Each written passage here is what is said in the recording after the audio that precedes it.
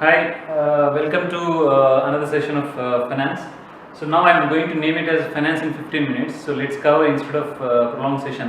15 minutes లో మనం each day ఒక డిఫరెంట్ ఫైనాన్స్ టాపిక్ని ఎక్స్ప్లెయిన్ చేయడానికి ట్రై చేస్తాము.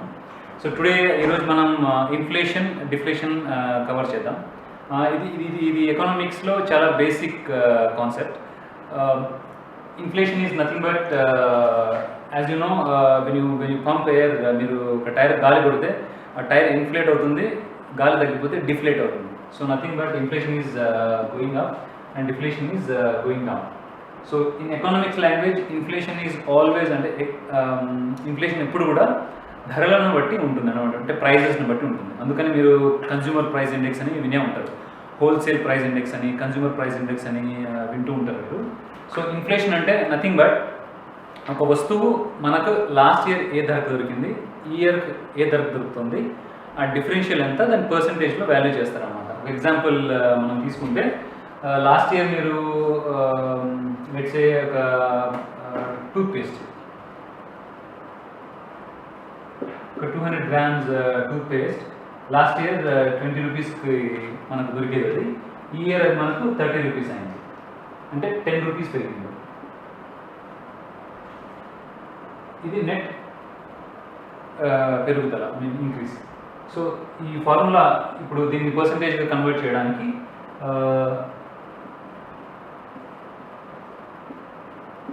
ఇలా క్యాలిక్యులేట్ చేస్తారన్నమాట. సో అంటే 50%, 20 రూపీస్ మీద 50% పెరిగి అది 30 అయిందన్నమాట. సో ఇలాగ మీరు మనకు రెగ్యులర్గా గ్రాసరీస్ దొరుకుతాయి కదా సూపర్ మార్కెట్లో, ఆర్ వెజిటబుల్స్ కానీ గ్రాసరీస్ కానీ, మనకు డైలీ కన్జ్యూమబుల్స్ అన్ని ఎఫ్ఎంసీజీ అంటారు అనమాట. సో అలాంటి గూడ్స్ అన్నీ ఇయర్ ఆన్ ఇయర్ మనకు పెరిగే ప్రైసెస్ ప్రకారం దాన్ని కన్జ్యూమర్ ప్రైస్ ఇండెక్స్ అంటారు అనమాట. అంటే ఒక సూపర్ మార్కెట్లోకి వెళ్ళి అక్కడున్న ఎస్కేయూస్ అన్నీ, అక్కడున్న దొరికే ఐటమ్స్ అన్నీ మనం ఒక చార్ట్ ప్రిపేర్ చేసి లాస్ట్ ఇయర్ ఎంత ప్రైస్ ఉన్నాయి, ఈ ఇయర్ ఎంత ప్రైస్ ఉన్నాయి, ఈ రెండు మనం కంపేర్ చేసి డిఫరెన్స్ పర్సంటేజ్లో క్యాలిక్యులేట్ చేయగలిగితే మనకు ఆ సంవత్సరం కన్జ్యూమర్ ప్రైస్ ఇండెక్స్ ఎంత ఉంది, అంటే ఇన్ఫ్లేషన్ ఎంత పెరిగింది అనేది మనకు అర్థమవుతుంది. ఈ ఇన్ఫ్లేషన్ రకరకాల టైప్స్లో ఉంటుందన్నమాట. అంటే ఒకటి డిమాండ్ కాస్ట్ ఇన్ఫ్లేషన్, అంటే ఒక పర్టికులర్ లెట్స్ ఏ గోల్డ్ ఉంది, గోల్డ్కి ఎవ్రీ ఇయర్ మీరు ప్రైస్ పెరగడమే వినుంటారు కానీ తగ్గడం అయితే వినుంటారు లాస్ట్ 20 yearsలో. ఎందుకంటే గోల్డ్కి డిమాండ్ ఎక్కువ. So demand side production every year అంతే ఉన్నా కూడా, అంటే ఎవ్రీ ఇయర్ లెట్సే ఇండియాలో ఒక ప్రొడక్షన్ ఒక 100 kilos అనుకుంటే డిమాండ్ ఎవ్రీ ఇయర్ ఇంక్రీజ్ అవుతూనే ఉంటుంది. కాబట్టి న్యాచురల్గానే డిమాండ్ ఉన్నప్పుడు supply will increase the price, whoever pays more price, అంటే ఎవరు ప్రైస్ ఎక్కువ పే చేయగలిగితే వాళ్ళకి ఆ గూడ్ వెళ్తుంది అనమాట. సో ఇది డిమాండ్ పుల్ ఇన్ఫ్లేషన్ అంటారు. ఇంకొకటి ప్రొడక్షన్ ప్రాసెస్ పుల్, అంటే ఆ రా గోల్డ్ని మనం ఒక ఆర్నమెంట్ తయారు చేయాలంటే ఒక ప్రాసెస్ ఉంటుంది. ఆ ప్రాసెస్లో ఏదైనా కాస్ట్ ఇంక్రీజ్ అవ్వడం వలన కానీ, ఇంకేదైనా దాని వలన కానీ ఆ ప్రొడక్ట్ యొక్క ధర పెరిగితే దాన్ని production process related cost pull inflation అంటాము. ఇంకొకటి బిల్ట్ ఇన్, అంటే రెగ్యులర్ ఇన్ఫ్లేషన్, అంటే ఎవ్రీ ఇయర్ మీకు ప్రైసెస్ పెరుగుతూనే ఉంటాయి. అంటే in spite of supply, in spite of demand, let's a rice, మీకు production every year almost similar ఉంటుంది, డిమాండ్ కొంచెం పెరుగుతుంది, బట్ ద ప్రైస్ పెరుగుతూనే ఉంటుంది. ఎందుకంటే దానికి రెగ్యులర్ రీజన్స్ ఉంటాయి. ఒకటి మీకు అగైన్ కార్పొరేట్లో ఎక్స్ప్లెయిన్ చేయాలనుకుంటే, ఒక గూడ్స్ ఒక మెటీరియల్ ఏదైనా కానీ మన దగ్గరికి మన కన్సంప్షన్ కోసం రావాలి అంటే దాంట్లో క్యాపిటల్ ఉంటుంది. సో ఈ capital they have to invest on few different things. One is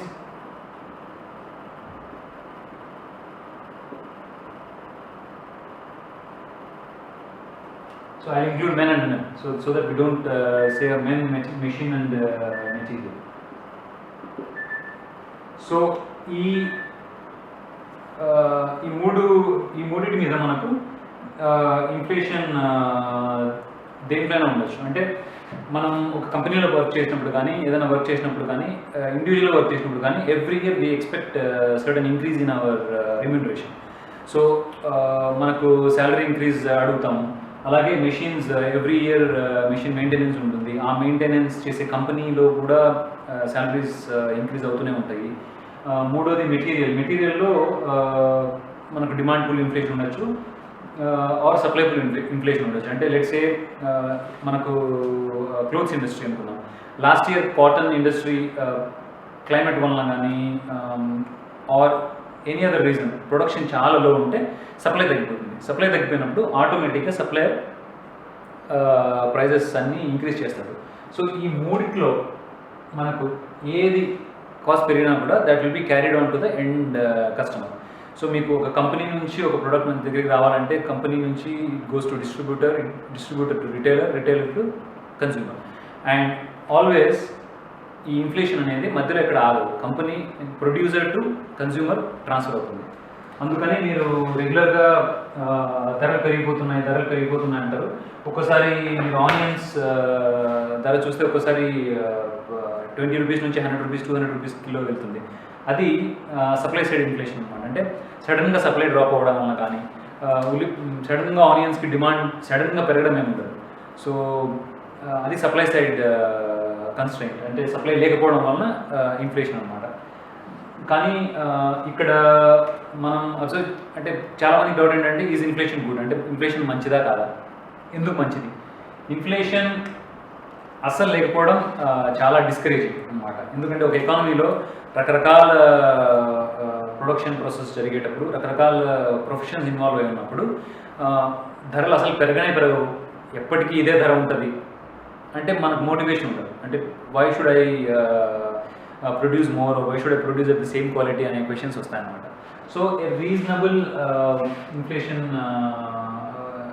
ఏమంటారంటే 5 to 6% ఈజ్ వెరీ రీజనబుల్ అంటారు. అంటే ఎమర్జింగ్ కంట్రీస్లో మనకు ఎక్కువ ఇన్ఫ్లేషన్ ఉంటుంది, ఎందుకంటే ఆస్పిరేషన్స్ ఎక్కువ ఉంటాయి, డిమాండ్ ఎక్కువ ఉంటుంది.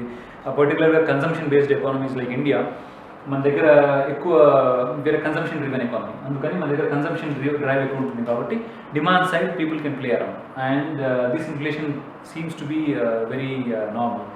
మీరు డెవలప్డ్ కంట్రీస్లో చూస్తే ఇన్ఫ్లేషన్ 2%, 3% ఇన్ బిట్వీన్ ఉంటుంది, యూరోప్లో కానీ యూఎస్లో కానీ. లెట్స్ ఏ మిడిల్ ఈస్ట్లో కూడా ఇన్ఫ్లేషన్ అబౌట్ 1.5% ఉంటుంది, ఎందుకంటే ప్రైసెస్ ఎక్కువ పెరగదు. At the same time inflation లేదంటే మనకు కంపెనీస్ కూడా మనకు శాలరీస్ ఇంక్రీజ్ చేయాలన్నమాట. ఎందుకంటే if they are not able to make more money on the same product then they will not give you as well the increment. So it's give and take. మనకు ఇంకో చాలామంది అడుగుతూ ఉంటారు, మాకు ఎవ్రీ ఇయర్ శాలరీ ఇంక్రిమెంట్ వస్తుంది, whether we should be happy or not. మీకు salary increment let's say 2019 versus 2020 మీకు ఒక 13% మీకు శాలరీ పెరిగింది అనుకున్నాం. ఇది చాలా హైయెస్ట్, ఐ థింక్ 13%. చాలా మటుకు 4%, 5% కూడా పెంచుతూ ఉంటారు. సో ఈ 13% మీకు శాలరీ ఇంక్రిమెంట్ వస్తే ఆ ఇయర్ ఇన్ఫ్లేషన్ 5-6% ఉంటే మీకు నెట్ మీ సేవింగ్ పెరగడానికి అవకాశం ఉంది. ఆర్ ఇన్ఫ్లేషన్ 5-6% ఉండి మీ శాలరీ ఇంక్రిమెంట్ కూడా 5-6% ఉంటే if you maintain the same consumption levels మీ సేవింగ్లో ఎటువంటి తేడా రాదు. So always watch out. Even companies also, we know as companies when we give increments to employees, we always consider what is the inflation and let's at least give to the extent of inflation or better it. Inflation కంటే తక్కువ మీకు salary increment ఉంటే you will be losing more even though you maintain the same consumption levels. So please watch out those who work for salaries. Deflation అంటే exactly opposite. అంటే last year మనకు 100 రూపాయలు దొరికింది, ఈ ఇయర్ మనకు 80 రూపీస్కి దొరుకుతుంటే ఆ వస్తువు మనకు డిఫ్లేట్ అయింది అని చెప్పగలం. So deflation is very very bad for economy. అంటే ప్రస్తుతానికి మనకి ఇండియాలో because of Covid or even before Covid deflation వచ్చే ఛాన్సెస్ ఉన్నాయి అని చెప్తున్నారు. ఎందుకంటే పర్చేసింగ్ పవర్ తగ్గిపోతుంది, ఇన్కమ్ లెవెల్స్ తగ్గిపోతున్నాయి, ఎంప్లాయ్మెంట్ లెవెల్స్ తగ్గిపోతున్నాయి పాపులేషన్ కానీ. So beyond Covid maybe we might see a deflation in India. So if supply becomes too tight, అంటే demand has to adjust to that reality. అందుకని they will reduce the prices. They will work maybe ఇంతకుముందు 20% profit మార్జిన్స్తో work చేస్తుంటే maybe they will adjust for 10% margins and then they will reduce the prices. So deflation అనేది ఎకానమీకి చాలా చాలా bad in general, not in times of war. But so బేసిక్గా ఇది inflation concept. మీకు ఈ ఇన్ఫ్లేషన్ కాన్సెప్ట్ ఇన్కమ్ ట్యాక్స్లో కూడా వస్తుందన్నమాట. ఎందుకంటే మీరు let's say, so every year income tax authority also fixes certain, వాళ్ళు 81 or 82ని బేస్ ఇయర్గా తీసుకుంటారు. సో లెట్స్ ఇమాజిన్ మీరు 2000 ఇయర్లో ఒక ప్రాపర్టీ కొన్నారు 10 lakhsకి, మీరు దాన్ని 2020లో అమ్మారు 20 lakhsకి. సో మీకు డిఫరెన్స్, మీకు ప్రాఫిట్ 10 lakhs అనమాట. సో ఈ 10 lakhs మీద మీకు లాంగ్ టర్మ్ అసెట్ కాబట్టి మీకు 20% ఇన్కమ్ ట్యాక్స్ వేసారనుకుంటుంది. మీకు 2 lakhs ఇన్కమ్ ట్యాక్స్ కట్టాలి ఈ 10 lakhs ఇన్కమ్ మీద. అలా కాకుండా మీరేమంటారంటే, ఆ రోజు నేను కొన్నప్పుడు దాని వాల్యూ ఇంతే ఉండింది, ఇప్పుడు ఇన్ఫ్లేషన్ మీరు కన్సిడర్ చేయరా అని అంటారు అనమాట. దానివల్ల ఇన్కమ్ ట్యాక్స్ డిపార్ట్మెంట్ కూడా సర్టన్ ఇన్ఫ్లేషన్ని కన్సిడర్ చేసి వాళ్ళు కూడా ఈ 10 lakhsని ఈ 2020 రోజున they will consider it like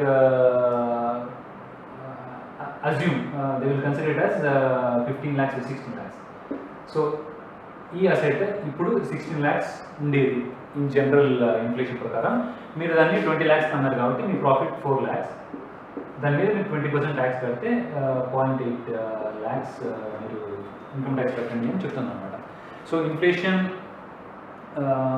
good or bad depends on the situation, but 4-5% of 6% of inflation is always good. Negative inflation, which is called deflation, is extremely bad for the economy. అలాగే మీరు ఇంకొక విషయం రెగ్యులర్గా follow అవ్వండి. ఒకటి, మీరు every year let's say మనకు budget మార్చ్లో ఫిబ్రవరి ఎండ్లో ఉంటుంది. సో ఏప్రిల్లో మీరు ఎవ్రీ ఇయర్ ఏప్రిల్లో మీరు షాపింగ్కి వెళ్తే ఏప్రిల్లో మీరు షాప్ చేసిన ఐటెం లిస్ట్ అంతా మీరు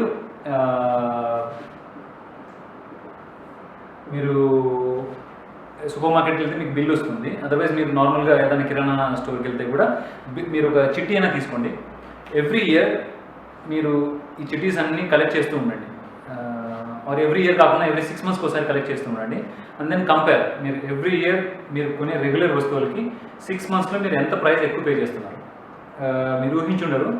డెఫినెట్గా ఇది నార్మల్ ఇన్ఫ్లేషన్, అంటే నార్మల్ కంట్రీ ఏదైతే ఇన్ఫ్లేషన్ అనౌన్స్ చేస్తుందో దానికంటే చాలా ఎక్కువ ఉంటుంది మనం రెగ్యులర్గా పే చేసే ప్రైస్. దీన్ని ట్రాక్ చాలామంది చేయరు, బట్ మీరు ట్రాక్ చేసుకోగలిగితే then you will exactly know what you paying and you will exactly know whether your income, అంటే మీకు వచ్చే రాబడి అంత పర్సంటేజ్ మీకు పెరిగిందా. If you're a salary employee it's easy to calculate, or it's business ఎంప్లాయీస్కి డెఫినెట్గా, బిజినెస్లో ఉన్న వాళ్ళకి డెఫినెట్గా ఐడియా ఉంటుంది వాళ్ళ ఇన్కమ్ లెవెల్ ఎంత పెరుగుతుందని. మీరు జనరల్గా కన్జ్యూమర్ ప్రైస్ ఇండెక్స్ ఇన్ఫ్లేషన్ ప్రకారం మీకు మీ ఆదాయం కూడా పెరుగుతూ ఉందా లేదా, అంటే మీ సేవింగ్ పొటెన్షియల్ తగ్గుతూ ఉందా లేదా అని చెక్ చేసుకోవడానికి ఇది పనికి వస్తుంది. So please try to do that. ఇలాంటి చిన్న చిన్న కాన్సెప్ట్స్ ఫైనాన్స్లో మనకు అర్థం అవ్వగలిగితే I think the more we have finance knowledge, అంటే మన ఫైనాన్షియల్ నాలెడ్జ్, బేసిక్ నాలెడ్జ్ పెరిగే కొద్దీ మనం బెటర్ డెసిషన్స్ తీసుకోవడానికి అవకాశం ఉంటుందన్నమాట. Thank you for watching. If you have any doubts మీరు కింద కామెంట్స్ చేయండి, ఆర్ మీకు ఇంకేదైనా ఫైనాన్స్ టాపిక్ కవర్ చేయాలనుకుంటే you please ping the message. I'll try to cover in the next coming days. Thanks a lot for watching.